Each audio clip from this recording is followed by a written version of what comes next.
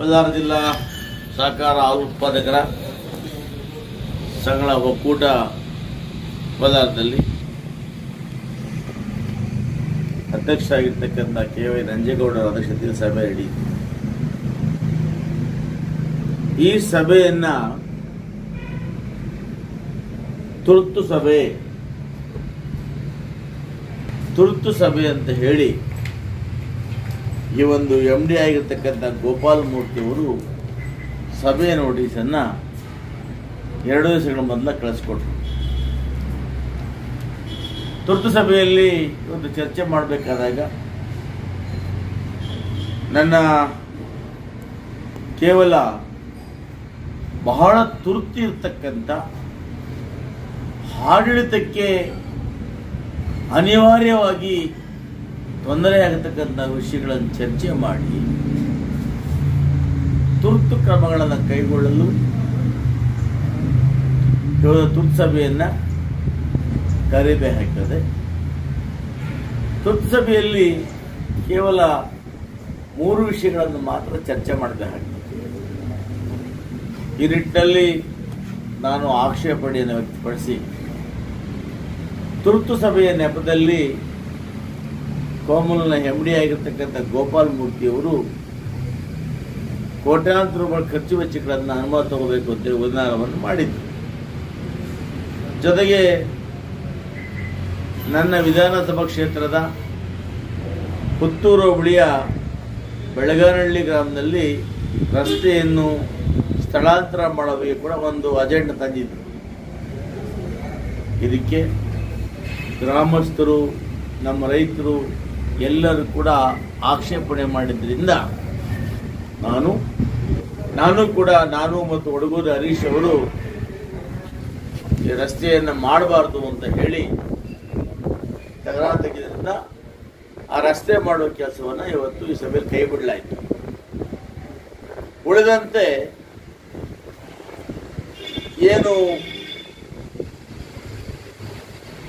ಜಮಾ ಖರ್ಚುಗಳು, ಲಾಭ ನಷ್ಟ, ಆಸ್ತಿ ತಕ್ತಿಗಳು ಮತ್ತು ಅನೇಕ ಹಿಂದೆ ಮಾಡಿರ್ತಕ್ಕಂಥ ಹಣಕಾಸು ಸಂಬಂಧಪಟ್ಟಂತಹ ಈ ಒಕ್ಕೂಟದಲ್ಲಿ ಆಗಿರ್ತಕ್ಕಂಥ ಲೋಪದೋಷಗಳಿಂದ ಕೂಡಿರತಕ್ಕಂಥ ಬಿಲ್ಗಳನ್ನು ಇವತ್ತು ಅನುಮೋದನೆ ಪಡಿಬೇಕು ಅಂತೇಳಿ ಕ್ರಮ ಸಂಖ್ಯೆ 4ರಲ್ಲಿ ಬಹಳ ಜಾಣತನದಿಂದ ABCD ಅಂತ ಜಡ್ವರೆಗೂ ಕೂಡ 26 ವಿಷಯಗಳನ್ನು ಅಜೆಂಡಾ ಮಾಡಿದ್ದಾರೆ. ಇದು ಸಂಪೂರ್ಣವಾಗಿ ನಿಯಮ ಮತ್ತು ಕಾನೂನಿಗೆ ವಿರೋಧವಾಗಿದೆ. ಅಂದರೆ ಅರ್ಥ ಆಗುತ್ತೆ, ಈ ಹಾಲು ಒಕ್ಕೂಟದಲ್ಲಿ MD ಗೋಪಾಲ್ ಸ್ವಾಮಿಯವರು ಮೊದಲಿಂದ ಕೂಡ ನಿರ್ದೇಶಕಗಳನ್ನು ಯಾವ ರೀತಿಯಾಗಿ ಯಾಮಾರಿಸ್ಕೊಂಡು ಬಂದಿದ್ದಾರೆ ಅನ್ನೋದಕ್ಕೆ ತಾಜಾ ಉದಾಹರಣೆ. ತುರ್ತು ಸಭೆಯಲ್ಲಿ 3 ವಿಷಯಗಳು ಮಾತ್ರ ಚರ್ಚೆ ಮಾಡಬೇಕು. ಇವರು 3ನೇ ವಿಷಯದಲ್ಲಿ 26 ವಿಷಯಗಳನ್ನು A to Z ಸೇರಿಸಿದ್ದಾರೆ. ಅಂದರೆ ಇವರ ಜಾಣತನ ಮೆಚ್ಚಲೇಬೇಕಾದ್ದು. ಅದರಲ್ಲೂ ಕೂಡ ಮುಂಗಡ ಪತ್ರದ ಖರ್ಚು ವಿಚಾರಗಳನ್ನು 2024-25 ಸಾಲಿನ ನಿವ್ವಳ ಲಾಭ ಹಂಚಿಕೆ ಅನುಮೋದನೆ ಮಾಡತಕ್ಕಂಥದ್ದು, 24-25 ಸಾಲಿನ ದಿನಾಂಕ 1/1/25ರಿಂದ 31/3/25ವರೆಗೆ ನಿವ್ವಳ ಲಾಭ ಹಂಚಿಕೆ ಅನುಮೋದಿಸತಕ್ಕಂಥದ್ದು ಮತ್ತು 24-25 ಸಾಲಿನ ಮುಂಗಡ ಪತ್ರಕ್ಕಿಂತ ಹೆಚ್ಚಾಗಿ ಖರ್ಚು ಮಾಡಿರುವ ಹಣಗಳನ್ನು ಅನುಮೋದಿಸತಕ್ಕದ್ದು, 25-26ನೇ ಸಾಲಿನ ಆಡಳಿತ ಮಂಡಳಿ ಪ್ರಸ್ತಾಪಿಸಿರುವ ಮುಂಗಡ ಪತ್ರ ಅನುಮೋದಿಸತಕ್ಕಂಥದ್ದು ಮತ್ತು ಹಣಕಾಸು ಸಂಬಂಧಪಟ್ಟಂಗೆ ಅನೇಕ ಕೋಟ್ಯಾಂತರ ರೂಪಾಯಿಗಳ ವ್ಯವಹಾರಗಳನ್ನು ಇವರು ಸಭೆಯಲ್ಲಿ ತಂದರು. ನಾನು ಆ ಸಭೆಗೆ ಹಣಕಾಸಿನ ವಿಚಾರಗಳನ್ನು ಪ್ರಸ್ತಾವ ಮಾಡಲಿಕ್ಕಂತ ಸಭೆ ಅಲ್ಲ ಇದು. ವಿಶೇಷ ತುರ್ತು ಸಭೆ ಏನು ತುರ್ತಿತ್ತು ಅಂತ ವಿಚಾರ ಮಾತ್ರ ಪ್ರಸ್ತಾಪ ಮಾಡಿ ಅಂತೇಳಿ ಅಧ್ಯಕ್ಷನ ಮತ್ತು MD ಅವರನ್ನು ಒತ್ತಾಯ ಮಾಡಿದಾಗ ಅವರ ಉತ್ತರ ಸಮಂಜಸವಾಗಿರಲಿಲ್ಲ. ಇಷ್ಟು ಹೇಳ್ತೇನೆ, ಕೋಮಲ್ನಲ್ಲಿ ಅನೇಕ ನಿಯಮಗಳ ಗಾಳಿ ತೋರಿ ಅನೇಕ ರೀತಿಯಲ್ಲಿ ಹಣದ ದುರ್ವಿಚಾರ ಮಾಡತಕ್ಕಂಥದ್ದು ಬಹುಶಃ ಬಹಳ ವರ್ಷದಿಂದ ಬಂದಿರತಕ್ಕಂಥ ಒಂದು ಪರಿಪಾಠ ಅಂತ ನನಗನ್ನಿಸ್ತದೆ. ಅದಕ್ಕೆ ನಾನು ಈ ಸಭೆಯಲ್ಲಿ ಏನು ತುರ್ತು ಸಭೆ ಅಂತ ಕರೆದು ತುರ್ತು ಸಭೆಯಲ್ಲಿ 30 ವಿಷಯಗಳನ್ನು ಅಜೆಂಡಾವನ್ನು ಮಂಡಿಸತಕ್ಕಂಥದ್ದು ಕಾನೂನು ವಿರೋಧ. ಇದಕ್ಕೆ ನನ್ನ ವಿರೋಧವನ್ನು ವ್ಯಕ್ತಪಡಿಸಿ ನನ್ನ ವಿರೋಧವನ್ನು ರೆಸಲ್ಯೂಷನ್ ಮಾಡಬೇಕು ಅಂತೇಳಿ ಪತ್ರ ಮುಖೇನ ಅಧ್ಯಕ್ಷರಿಗೆ ಮತ್ತು MD ಅವರಿಗೆ ಕೊಟ್ಟಿದ್ದೇನೆ.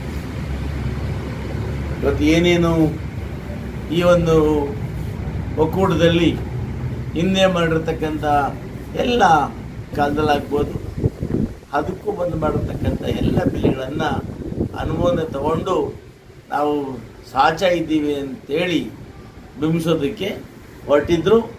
ಇದಕ್ಕೆ ನನ್ನ ಆಕ್ಷೇಪಣೆಯನ್ನು ಕೂಡ ನಾನು ಕೊಟ್ಟಿದ್ದೇನೆ. ಆಕ್ಷೇಪಣೆಯನ್ನು ದಾಖಲು ಮಾಡುವಂತೆ ಹೇಳಿದ್ದೇನೆ ಕೂಡ. ಇದರೊಟ್ಟಿಗೆ ಇವತ್ತು ಏನು ಬೆಳಗಾನಹಳ್ಳಿಯ ರಸ್ತೆಯನ್ನು ಮುಚ್ಚಲಿಕ್ಕೆ ಇವತ್ತು ಅಜೆಂಡಾ ತಗೊಂಡ್ಬಂದಿದ್ದಾರೆ. ರಸ್ತೆಯನ್ನು, ಸರ್ಕಾರಿ ರಸ್ತೆಯನ್ನು ಮುಚ್ಚಲಿಕ್ಕೆ, ಶಿಫ್ಟ್ ಮಾಡಲಿಕ್ಕೆ ಒಂದು ನಮ್ಮ ಸಂಘಕ್ಕೆ ಏನು ಅಧಿಕಾರ ಇದೆ? ಕನಿಷ್ಠ ಪಕ್ಷ ಸಾಮಾನ್ಯ ಜ್ಞಾನವೂ ಇಲ್ಲದಂತಹ ಗೋಪಾಲ್ ಮೂರ್ತಿಯವರು ಯಾರೋ ತಾಳಕ್ಕೆ ಕುಣಿತ ಇಂಥ ವಿಚಾರದಾಗ ಕೂಡ ಸಭೆ ತಗೊಂಡ್ಬರ್ತಾರೆ. ಗ್ರಾಮಸ್ಥರ, ಆ ಭಾಗದ ಮುಖಂಡರ ತೀವ್ರ ಒತ್ತಡದ ನಡುವೆ ನಾನು ಮತ್ತು ಹರೀಶ್ ಅವರು ಇವತ್ತು ಅದನ್ನು ರದ್ದುಪಡಿಸಿದ್ದೇವೆ. ಹೀಗೆ ಅನೇಕ ವಿಚಾರಗಳಲ್ಲಿ ಕೋಮಲ್ನಲ್ಲಿ ನಡೀತಾ ಇದೆ. ಇವೆಲ್ಲವನ್ನು ಕೂಡ ಸಮಗ್ರವಾಗಿ ತನಿಖಾ ಅವಧಿಯಲ್ಲಿ ನಾನು ಎಲ್ಲ ವಿಚಾರಗಳನ್ನು ಬಹಿರಂಗಪಡಿಸ್ತೇನೆ. ಏನೋ ಒಟ್ಟಾರೆಯಾಗಿ ಇವತ್ತು ಏನು ಕೋಮಲ್ನಲ್ಲಿ ತುರ್ತು ಸಭೆ ಕರೆದರೂ ಆ ತುರ್ತು ಸಭೆಯಲ್ಲಿ ಅನುಮೋದನೆ ಆಗಿರ್ತಕ್ಕಂಥ ಯಾವುದೂ ಕೂಡ ಹಣಕಾಸು ಸಂಬಂಧಪಟ್ಟ ಅನುಮೋದನೆ ಆಗಿರ್ತಕ್ಕಂಥ ಯಾವ ವಿಷಯಗಳು ಕೂಡ ಕಾನೂನು ವಿರೋಧವಾಗಿದೆ. ಅದಕ್ಕೆ ನನ್ನ ಆಕ್ಷೇಪಣೆಯನ್ನು ಸಲ್ಲಿಸಿದ್ದೇನೆ.